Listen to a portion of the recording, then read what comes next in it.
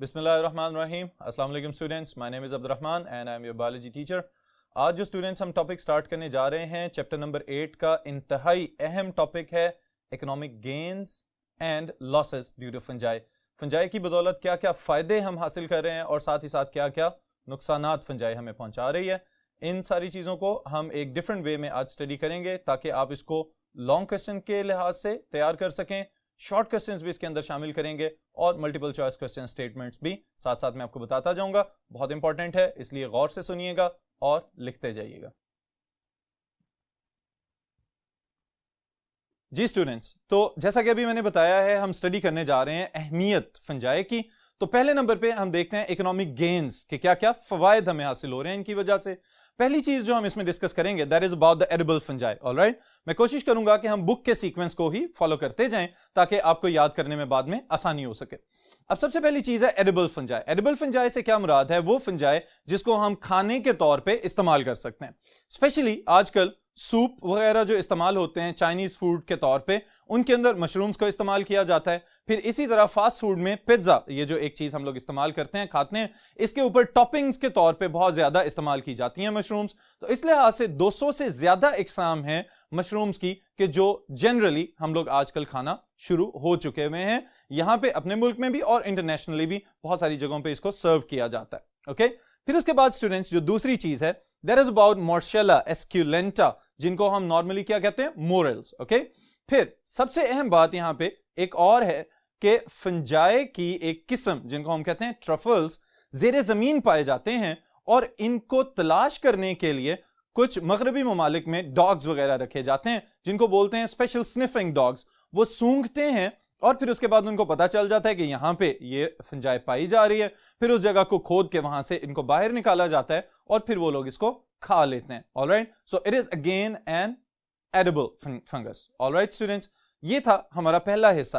फिर उसके बाद ही जो दूसरी बात हम डिस्कस करने जा रहे हैं that is about mushrooms again, but they are poisonous mushrooms. Okay, अब देखें, बहुत सारी मशरूम्स तो खाई जा रही हैं, लेकिन इसका मतलब यह भी नहीं है कि हम हर किस्म की मशरूम को खाना शुरू हो जाएं। ऑलराइट, स्पेशली अगर बात की जाए जैक ओ लेंटर्न। ओके, जैक ओ लेंटर्न एक मखसूस किस्म की फंगस है जिसके गिल्स को हम कहते हैं ग्लोइंग गिल्स। ओके, इसके गिल्स जो हैं वो अंधेरे में चमकते हुए नजर आते हैं, बिल्कुल इसी तरह से कि अगर कभी आपने देखा हो एक हमारे इर्द गिर्द कीड़ा पाया जाता है जुगनू, जिसको हम लोग बोलते हैं फायर फ्लाई, अंग्रेजी में इसको कहते हैं।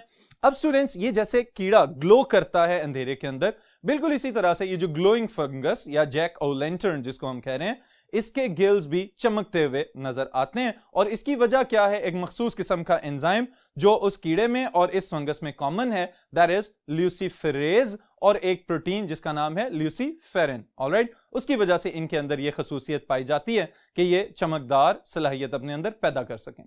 फिर उसके बाद स्टूडेंट्स जो दूसरी चीज है that is about the death angel और द डेथ कैप, एमनीटा जिसको जनरली कहा जाता है। रेड कलर की इसकी कैप्स होती हैं विद द वाइट स्पॉट्स, और अगर आपको कहीं ये घूमते फिरते हुए किसी जंगल में नजर आ जाए तो इसका मतलब ये है कि आपने एक पॉइजनस मशरूम को देख लिया है, जहरीली है। अगर इसके जो कैप वाला पोर्शन है उसको तोड़ के खा लिया जाए तो स्वीयर इंफेक्शंस कॉज कर सकती है और sometimes that may lead to death. Alright, इसी वजह से इसका नाम डेथ कैप या डेथ एंजल रख दिया गया।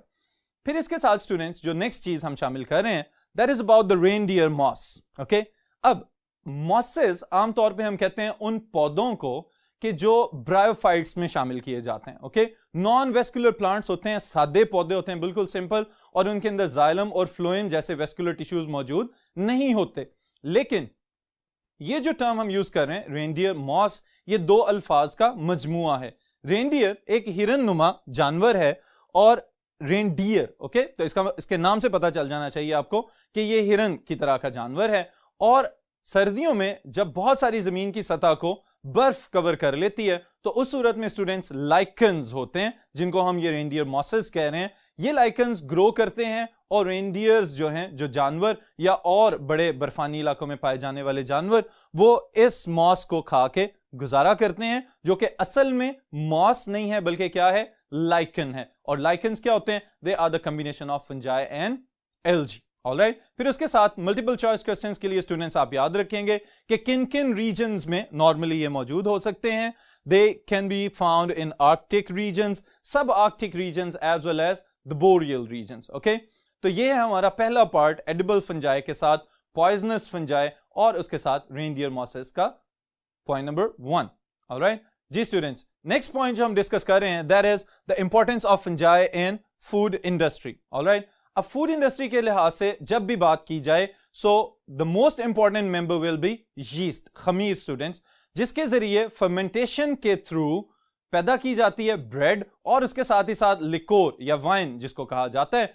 क्योंकि हमारे मुल्क में तो ये टोटली हराम है, लेकिन जो बहुत सारे नॉन मुस्लिम कंट्रीज हैं वहां पे इंडस्ट्रियली इसको प्रोड्यूस किया जाता है और वाइन की प्रोडक्शन के लिए yeast is one of the significant member. Alright, फिर अगर दूसरी तरफ देखा जाए कि सिर्फ ब्रेड प्रोडक्शन नहीं बल्कि जो केक्स वगैरह पैदा किए जा रहे हैं या उसके साथ ही साथ जो बन्स वगैरह तैयार किए जाते हैं या और इस तरह के बहुत सारे products, they are also produced due to the fermenting ability of yeast. Okay, then second member जो स्टूडेंट्स यहां पे हमें नजर आ रहा है दैट इज पेनिसिलियम।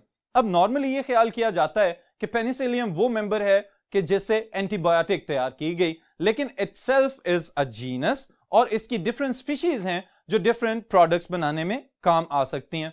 तो यहां पे जिस स्पीशीज की हम बात कर रहे हैं that is important to give specific aroma, खुशबू, फ्लेवर, उसको जायका फराहम करेगी और एक मखसूस किस्म का जो टेस्ट हमें आता है पनीर में से, चीज में से, that is due to the penicillium species. Alright students, जो थर्ड मेंबर स्टूडेंट्स हम यहां पर डिस्कस करेंगे दैट इज एस्परजिलस। ओके, और एस्परजिलस की इंपॉर्टेंस है to produce soya sauce, soya paste from soyabeans. All right. Again, यहाँ पे भी fermentation का process किया जाता है और जब soyabeans की fermentation की जाती है इन members के through, aspergillus species के through, तो क्या किया जाएगा, सोया सॉस, एक ब्लैक कलर की सॉस प्रोड्यूस की जाती है जो कि नॉर्मली अगेन फास्ट फूड्स वगैरह के साथ खाने में इस्तेमाल होती है।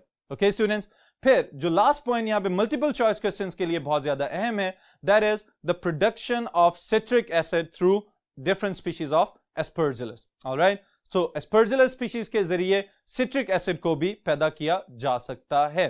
Now under the third big heading जो हम शामिल कर रहे हैं that is the medicinal importance of fungi, कि फंजाई के जरिए अद्वियात किस तरह से बनाई जाती हैं और कौन कौन से मेंबर्स हैं जिनमें से डिफरेंट दवाइयां हासिल की जा सकती हैं। So number 1 is again Penicillium notatum.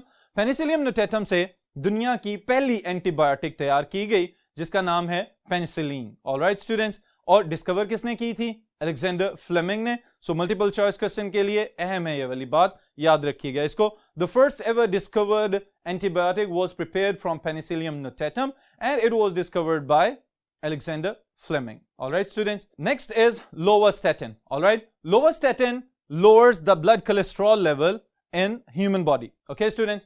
अब यहाँ पे एक बड़ी अहम बात आती है कि ये जो हमें प्रोडक्ट, जो ड्रग, ये जो दवाई हमें हासिल हो रही है फंगस से, ये क्या फायदा पहुंचाती है। तो हम ये कह सकते हैं कि ह्यूमन बॉडी के अंदर बैड लिपिड्स को खत्म करती है और गुड लिपिड्स की मिकदार में इजाफा कर देती है। ये बुनियादी तौर पे इस दवाई का लोवास्टैटिन का काम है। Okay, then next is cyclosporin. अब साइक्लोस्पोरिन स्टूडेंट्स बहुत ज्यादा अहम है, खास तौर पे जब से ये ट्रांसप्लांट किए जाते हैं different organs in human body, कि अगर स्पेशली किडनी ट्रांसप्लांट की अगर हम बात करें तो उस सूरत में एक इन्फेक्शन देखा गया है जिसको कहते हैं टिश्यू रिजेक्शन। ओके, कि किडनी ट्रांसप्लांट किया गया और उसके बावजूद जो रिसिपिएंट है जिसको ये किडनी लगाया जा रहा है उसकी बॉडी ने उस किडनी को कबूल ही नहीं किया, तो उस सूरत में इन्फेक्शन हो जाता है, इम्यून सिस्टम जो है वो ओवर रिएक्ट कर जाता है और उस ऑर्गन को खराब कर देता है ताकि वो प्रॉपरली काम ना कर सके। तो इस प्रोसेस को हम कहते हैं टिश्यू रिजेक्शन। अब यहां पे साइक्लोस्पोरिन काम करती है एज एन इम्यूनोसुप्रेसेंट। अब इसका क्या काम है कि वाइट ब्लड सेल्स को और एंटीबॉडीज को अपने नॉर्मल एक्शन से या बहुत ज्यादा हाइपर एक्शन से रोक देना और उसको थोड़ी देर के लिए सुप्रेस कर देना इम्यूनिटी को, ताकि वो ऑर्गन प्रॉपर्ली वहां पे इंप्लांट हो और उसके बाद अपना नॉर्मल काम करना शुरू कर दे। Okay students, so this is about cyclosporin. Next अगर हम देखें तो एक बहुत अहम चीज आ रही है that is ergotine. Okay, it is again a fungal product और इसका क्या काम है एक खास किस्म का सर दर्द जो हमारे इर्द गिर्द कुछ लोगों में भी अपीयर हो सकता है, that is known as migraine, आधे सर का दर्द जिसको हम कहते हैं, उसके इलाज के लिए यह दवाई बहुत ज्यादा अहम है। और इसका क्या काम है कि ब्लड वेजल्स को कंस्ट्रिक्ट कर देना और उसके जो सिम्टम्स हैं आधे सर के दर्द के, उन सिम्टम्स को, उन अलामात को जाहिर होने से रोक देना। ऑलराइट, तो ये इस लिहाज से इसकी फिजियोलॉजी को कंट्रोल कर देती है। Then is students the last fungus, और we can say the last fungal product, that is griseofulvin. अब देखें, griseofulvin itself, it is obtained from what? Fungi, and it inhibits the growth of different fungi at the same time. खुद भी fungal product है और साथ ही साथ दूसरी फंजाई को ग्रो करने से रोकेगी, तो हम इसको कह सकते हैं griseofulvin is an anti fungal medicine. Alright students, so this is about the medicinal importance of fungi. उसके बाद जो हम नेक्स्ट पॉइंट डिस्कस करेंगे, that is about the natural dyes that have been produced from different types of lichens. Okay, बड़े जबरदस्त किस्म के खूबसूरत कलर्स होते हैं जो लाइकेंस के अंदर हमें नजर आते हैं, और वहीं से ऑर्गेनिक डाइज बनाई जाती हैं जिनको इस्तेमाल किया जाता है फिर डिफरेंट वूल्स को कलर देने के लिए, या डिफरेंट जो हमारी टेक्सटाइल इंडस्ट्रीज हैं उनके अंदर जो फैब्रिक्स हैं, जो धागे इस्तेमाल हो रहे हैं, उनको भी रंग चढ़ाया जा सकता है लाइकेंस के कलर्स को इस्तेमाल करते हुए।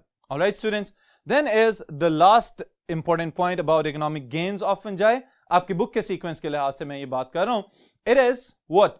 The importance of fungi and genetic engineering. Alright students, जब हम जेनेटिक इंजीनियरिंग की बात करते हैं तो फौरी तौर पे हमें इस बात का अंदाजा होना चाहिए कि जेनेटिक इंजीनियरिंग में वो ऑर्गेनिजम्स इस्तेमाल किए जाएंगे जो कम वक्त में ज्यादा पैदावार देने की सलाहियत रखते हों, ताकि हमारे पास बहुत ज्यादा जीन्स और बहुत ज्यादा क्रोमोसोम्स की कॉपीज एक ही वक्त में तैयार हो जाएं। तो इसके लिए again yeast is one of the perfect eukaryotic organism that have been used by molecular and genetic engineers. अब यहां पे किस लिहाज से अहम है? नंबर वन, इसका जनरेशन टाइम, यानी कि पैदावार का वक्त बहुत कम है, कम वक्त में ज्यादा पैदावार देने की सलाहियत रखती है। दूसरे नंबर पे बहुत तेजी से जीन पूल डेवलप हो जाएगा। अब इस टर्म को जरा समझिए कि किसी एक जगह पे बहुत ज्यादा जेनेटिक इंफॉर्मेशन अगर इकट्ठी हो जाती है तो उसको हम कहते हैं that is a gene pool. बहुत ज्यादा जीन्स एक ही वक्त में एक ही जगह पे अगर मौजूद हैं तो it can be referred to as a gene pool. Alright, फिर उसके बाद स्टूडेंट्स जो अगली चीज मैं आपको बताने जा रहा हूं, that is one of the most important multiple choice questions of this topic. Yeast was the first eukaryotic microorganism which was first of all selected for genetic and molecular studies. Okay, पहला eukaryotic organism है। इससे पहले सिर्फ bacteria को इस्तेमाल किया जाता था जेनेटिक स्टडीज में, लेकिन जैसे ही यीस्ट को इस्तेमाल किया गया तो पता चला कि यूकैरियोट्स के अंदर भी जेनेटिक ट्रांसफॉर्मेशंस और जीनियाती तब्दीलियां लाने की सलाहियत मौजूद है।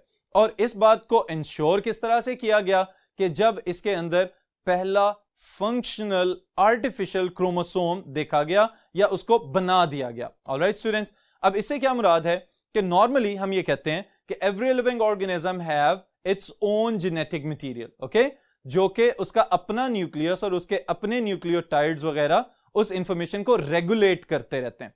लेकिन यहां पे अगर हम देखें तो हम ये बात कर रहे हैं कि ये पहला यूकैरियोटिक माइक्रो ऑर्गेनिज्म है कि जिसके अंदर पहला मसनूई लेकिन काबिले इस्तेमाल क्रोमोसोम जो है वो रखा गया और फिर उसने अपनी जेनेटिक इंफॉर्मेशन को एक्सप्रेस भी किया और प्रोडक्ट्स भी तैयार किए, जिसकी वजह से आज हम इस काबिल हैं कि यीस्ट को इस्तेमाल करते हुए डिफरेंट ग्रोथ हार्मोन्स और दूसरे हार्मोन्स को पैदा कर सकते हैं।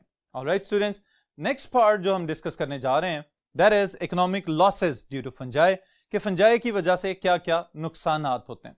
और नुकसानात में जब भी हम एनिमल्स या प्लांट्स की बात करें तो सबसे ज्यादा नुकसानदेह चीज क्या है?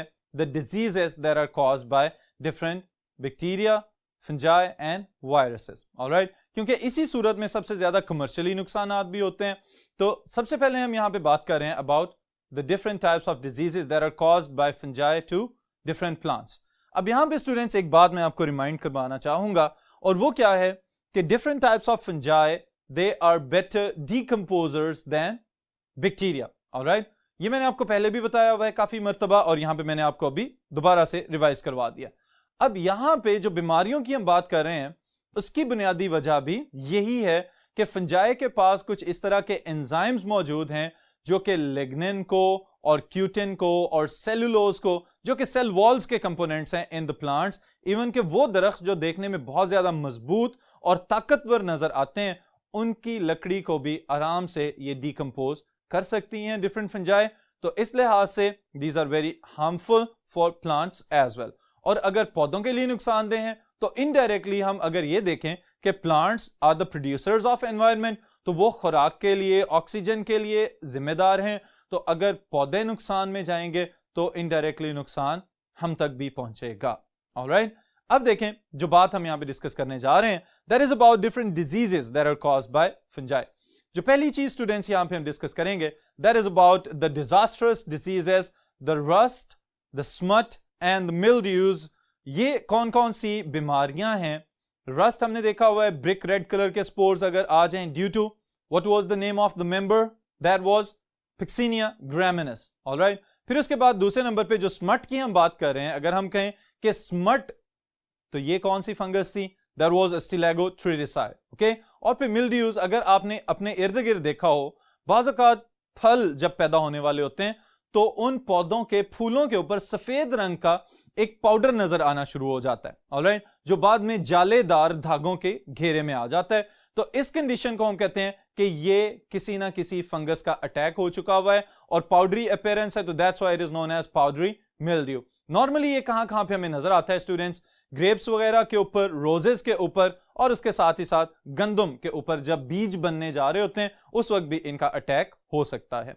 ऑलराइट, फिर उसके बाद दूसरे नंबर पे अगर हम देखें तो डिफरेंट टाइप्स की डिजीजेस में एक और चीज हम शामिल करते हैं, that is known as ergot of rye. Okay, फिर इसी तरह red rot of sugar cane, जिसको हम कहते हैं, गन्ने के अंदर आपने देखा होगा बाजू का तो एक रेड कलर की लाइन अपीयर होना शुरू हो जाती है। तो वो जो लाइन अपीयर हो रही है वो वायरल इंफेक्शंस वगैरह भी हो सकते हैं, लेकिन fungi can also cause that type of disease. Alright students, फिर इसी तरह पोटैटो विल्ट, इसके लिहाज से आपने चैप्टर नंबर 7 का लास्ट टॉपिक अगर आपको याद हो तो वहां पे आपने एक चीज पढ़ी हुई है कि बहुत ज्यादा आलूओं की फसल तबाह बर्बाद हो गई due to a fungal parasite, जिसकी वजह से आयरिश पोटैटो फेमीन को आज तक दुनिया याद रखे हुए है कि आयरलैंड में आलूओं की कहत साली हो गई, आलू मुरझाना शुरू हो जाते हैं और गल जाते हैं जमीन के अंदर। इसी तरह कपास जब ग्रो कर रही होती है तो उसके पौधों की जो जड़ें हैं वो भी बाज़-औक़ात गल जाती हैं। उस बीमारी को हम कहते हैं cotton root rot. Okay, cotton, हम यहां पे पौधे की बात कर रहे हैं, खाली रुई की बात नहीं हो रही। उसकी जड़ों का गल जाना, that disease is also due to the fungi, और उसका नाम हमने रख दिया कॉटन रूट रॉट। फिर उसके बाद स्टूडेंट्स एप्पल स्कैब, अगर सेब एक जगह पे इकट्ठे रख दिए जाएं तो बाज़ औक़ात उनके ऊपर हमें निशान नजर आना शुरू हो जाते हैं ब्लैक कलर के, और वो गलना शुरू हो जाते हैं या नरम हो जाते हैं, that is known as apple scab. फिर उसके साथ ही साथ brown rot of peaches, plums, apricots and cherries, ये भी कुछ बीमारियां हैं जो फंजाई कॉज कर रही है। ऑलराइट स्टूडेंट्स, मुख्तलिफ फलों को नुकसान पहुंचाती है और इस वजह से हर साल 15 से 50% जो फ्रूट हैं वो ऑल ओवर द वर्ल्ड जो है वो खसारे में चला जाता है और उसे कोई फायदा हासिल नहीं किया जा सकता। जी स्टूडेंट्स, अब जो हम बात डिस्कस करने जा रहे हैं that is about the diseases that are caused in humans and different animals by fungi. Okay, वो बीमारियां जो फंजाई इंसानों में और दूसरे जानवरों में फैला रही है।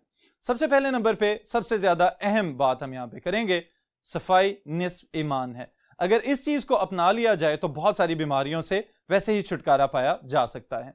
लेकिन स्टूडेंट्स, यहां पे जो पहली बीमारी जिसकी हम बात कर रहे हैं that is about the ringworm and athletes foot. कि नॉर्मली फंजाई की ग्रोथ के लिए सबसे ज्यादा अच्छी जगह कौन सी होती है? जो मॉइस्ट हो और वार्म हो। ओके, अब इस लिहाज से सबसे ज्यादा इफेक्ट हम खुद भी हो सकते हैं इन अ सेंस कि अगर सोचा जाए कि ह्यूमन बॉडी के ऊपर स्वेटिंग हो तो बॉडी का टेम्परेचर तो वैसे ही 37 डिग्री सेल्सियस रहता है, और अगर उसके साथ ही साथ पसीना आया हुआ है और साथ ही साथ बॉडी जो है उसका अपना टेम्परेचर भी उसके साथ ऐड कर लिया जाए तो these are the favourable conditions for the growth of fungi. लेकिन अगर सफाई का ख्याल ना रखा जाए तो स्किन के ऊपर गोल गोल निशान बने हुए नजर आ सकते हैं। These are the symptoms of ringworm. Okay, फिर इसी तरह से जो दूसरी बीमारी जिसकी बात कर रहे हैं that is athletes foot. Okay, उसके नाम से ही अंदाजा हो जाना चाहिए कि जो खिलाड़ी हैं वो सारा सारा दिन बंद किस्म के जूते पहन के रखते हैं और उनकी उंगलियों के दरमियान जो सॉफ्ट स्किन है वहां पे बहुत ज्यादा पसीना आ जाने की वजह से बाज़ औक़ात अगर फंजाई वहां पे अपना इन्फेक्शन कॉज कर दे तो वो स्किन गलना शुरू हो जाती है और जख्म कॉज कर देती है। That is known as athlete's foot. और चूंकि एथलीट्स में ये बीमारी सबसे ज्यादा देखने में आती है तो इस वजह से इसका नाम उसी मुनासबत से ये रख दिया गया है। ऑलराइट स्टूडेंट्स, फिर इसके बाद जो दूसरी डिजीज जिसकी हम बात कर रहे हैं that is again another important fungal infection that is known as candidiasis और कैंडिडोसिस। अब स्टूडेंट्स इसका जो बुनियादी तौर पे हम ये कह सकते हैं कि अलामात हैं उसमें शामिल की गई हैं दो टर्म्स आपकी बुक में भी मेंशन की हुई हैं, ओरल और वजाइनल थ्रश। ओके, इस सूरत में क्या होता है कि फंजाई की ग्रोथ की वजह से अगर हम मुंह की बात कर रहे हैं तो ये ओरल थ्रश की बात हो रही है। ऑलराइट, इसमें क्या होता है स्टूडेंट, चूंकि हमारी टंग और हमारी चीक्स के इनर साइड पे सॉफ्ट टिश्यूज मौजूद हैं तो वहां पे व्हाइट कलर के पैचेस नजर आना शुरू हो जाते हैं और बहुत ज्यादा स्टिकी सिक्रीशंस रिलीज होना शुरू हो जाती हैं, उसको हम कहते हैं ओरल थ्रश। ऑलराइट, फिर जो दूसरी टर्म मेंशन की गई है that is the same case with female reproductive structures. जो विजाइनल थ्रश है उसमें भी यही होगा कि बहुत ज्यादा सिक्रीशंस रिलीज होंगी और जो स्किन है वो डैमेज होना स्टार्ट हो जाएगी। Alright, that condition is again due to the fungal infection और इसका नाम है कैंडिडियासिस और candidosis that is caused by candida albicans. Alright, ये भी याद रखिएगा, मल्टीपल चॉइस क्वेश्चन में पूछा जा सकता है कि what is the causative agent of candidosis, तो आपको इस फंगस का नाम याद होना चाहिए। ऑलराइट स्टूडेंट्स, फिर उसके बाद जो आपकी बुक में एक और इंफेक्शन का जिक्र किया गया है that is histoplasmosis. Okay, histoplasmosis is again a fungal infection और ये फंजाई कहां पे पाई जाती है, हमारे इर्द गिर्द स्टूडेंट्स बाज़ औक़ात कुछ एरियाज ऐसे हैं जहां पे आबादियों के अंदर ही मुर्गियों को एक जगह से दूसरी जगह ट्रांसपोर्ट किया जाता है ओपन वैन्स के अंदर या पिकअप्स के अंदर। अब वहां पे एक नुकसानदेह बात यह है कि ये फंगस बर्ड्स फीसेस के ऊपर जो ये बीटें वगैरह होती हैं उसके ऊपर इस फंगस के स्पोर्स बहुत तेजी से ग्रो करते हैं और अगर हवा के साथ कोई इंसान इसको इनहेल कर ले तो ये फौरी तौर पे फेफड़ों तक, लंग्स तक ट्रेवल करके चली जाएगी और खुदा ना खास्ता अगर इस फंगस को ये मौका मिल जाए कि ये लंग्स के सॉफ्ट टिश्यू में से ब्लड स्ट्रीम में चली जाए तो it may lead to death of its victim. Alright, फिर उस इंसान की मौत भी वाक़या हो सकती है। Okay, next is aspergillosis. अगर एस्परजिलोसिस की बात करें तो it is again a fungal infection, लेकिन इस फंगल इन्फेक्शन का सबसे ज्यादा शिकार कौन होते हैं, वो लोग जिनका इम्यून सिस्टम पहले ही बहुत ज्यादा कमजोर हो चुका हुआ है और नॉर्मल इंसानों की तरह काम नहीं कर रहा। मिसाल के तौर पे वो लोग जिनमें एड्स का इन्फेक्शन फैल चुका हुआ है, उनके वाइट ब्लड सेल्स की काउंट पहले ही कम है, उनका इम्यून सिस्टम पहले ही तबाह हो चुका हुआ है, तो उनमें यह फंगस अपना इन्फेक्शन बड़ी तेजी से और बड़ी कामयाबी से फैला सकती है और इस बीमारी का नाम है aspergillosis. Alright students, then it is one of the most important short questions of this topic. It is about mycotoxins or aflatoxins. All right students, कुछ फंजाई की स्पेशली एस्परजिलस का यहाँ पे जिक्र किया जा रहा है, इनकी कुछ स्पीशीज ऐसी हैं जो कि इस तरह के केमिकल्स रिलीज करते हैं that can be carcinogenic, यानी कि कैंसर भी कॉज कर सकते हैं और कैंसर कॉजिंग एलिमेंट्स को हम कहते हैं कार्सिनोजेनिक एलिमेंट्स। तो वो फंजाई जो केमिकल्स रिलीज करे उन केमिकल्स को हम कहेंगे माइकोटॉक्सिन्स। ऑलराइट, यानी वो जहरीले केमिकल्स जो फंजाई से पैदा हुए हैं, दे आर माइकोटॉक्सिन्स, जहर है और फंगस से पैदा हो रहा है। और अगर हमारी खाने पीने वाली अशिया के ऊपर या दूध और अंडे या इसी तरह से स्टोर्ड कोई बीज वगैरह पड़े हुए उनके ऊपर अगर ये फंगस ग्रो कर जाए तो इसका मतलब ये है कि ये हमें भी नुकसान पहुंचा सकती है। ऑलराइट, स्पेशली जो जानवरों के लिए चारा जखीरा किया जाता है बाज़ औक़ात उनके ऊपर भी ये फंजाई एफ्लाटॉक्सिन्स या माइकोटॉक्सिन्स पैदा कर देती है और अगर वही चारा फिर हम जानवरों को खिला देंगे तो अल्टीमेटली उनके लिए भी नुकसानदेह हो सकता है। ऑलराइट स्टूडेंट्स, फिर उसके बाद students next infection is ergotism, जिसका हम जिक्र करेंगे यहाँ पे। Ergotism is caused bye a fungus. Alright, और इसमें होता क्या है, एक पर्पल एर्गट कंटेमिनेटेड व्हीट की हम बात करेंगे। अब पर्पल एर्गट बेसिकली क्या चीज है कि जो गंदम के बीज हैं उनके अंदर ये फंगस ग्रो कर रही है और अगर वही गंदम बाद में कोई और इंसान खा ले तो उस सूरत में यहां पे स्पेसिफिक टर्म्स यूज की जा रही हैं जो आपके लिए समझना बहुत जरूरी है। स्पैजम्स कॉज कर सकती है, ऑलराइट, फिर उसके बाद कन्वर्जन्स कॉज कर सकती है, मसल्स के अंदर अकड़ाव आ जाएगा। बिल्कुल इसी तरह से कि जैसे अगर कोई एपिलेप्सी का, मिर्गी का मरीज हो तो उनको जैसे ही वो ट्रिप्स वगैरह या दौरे पड़ते हैं तो उनके मसल्स एकदम अकड़ जाते हैं, अपनी नॉर्मल शेप की बजाय किसी डी शेप फॉर्म में चले जाते हैं। तो इस लिहाज से ये स्पैजम्स या कन्वर्जन्स बहुत ज्यादा नुकसानदेह हो सकते हैं।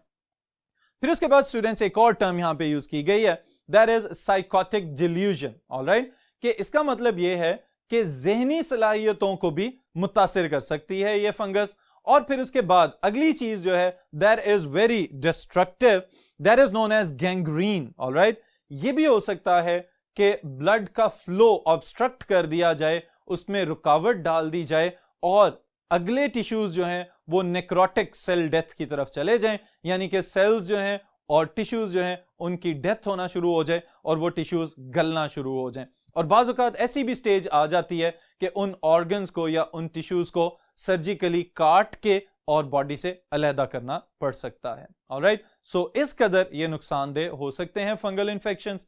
फिर इसके बाद स्टूडेंट्स जो लास्ट चीज हम इस सेशन में डिस्कस करेंगे that is about the saprobic fungi, वो फंजाई जिनको हम नॉर्मली डीकंपोजर्स कहते हैं और हम कहते हैं कि ये न्यूट्रिएंट्स को रिसाइकल कर रहे हैं हमारे एनवायरनमेंट के अंदर।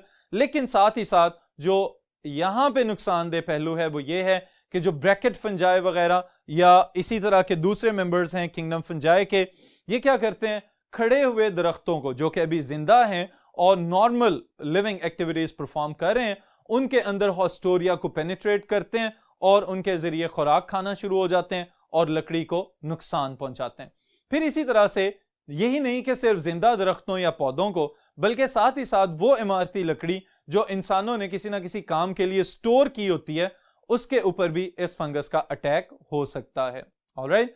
फिर उसके बाद स्टूडेंट्स एक और फंगस का यहां पे जिक्र किया गया है, दैट इज रोडोटोरियोला, जो कि ना सिर्फ बाकी चीजों पे बल्कि घर के अंदर मौजूद पर्दे वगैरह जो लगे हुए हैं, शॉवर कर्टन्स का जिक्र किया गया है आपकी बुक में, उनके ऊपर भी ये फंगस ग्रो कर सकती है और उनको भी डिस्ट्रॉय कर सकती है, ऑलराइट। सो इस लिहाज से students beware of every place where there is fungus, alright। सफाई सुथराई का जितना ज्यादा ख्याल रखा जाए, हम अपने आप को साफ रखें, अपने इर्द गिर्द को साफ रखें, तो इन सारे डैमेजिंग इफेक्ट से खुद भी बच सकते हैं और दूसरों को भी बचा सकते हैं। सो this is all for today's session. Next session इंशाल्लाह ताला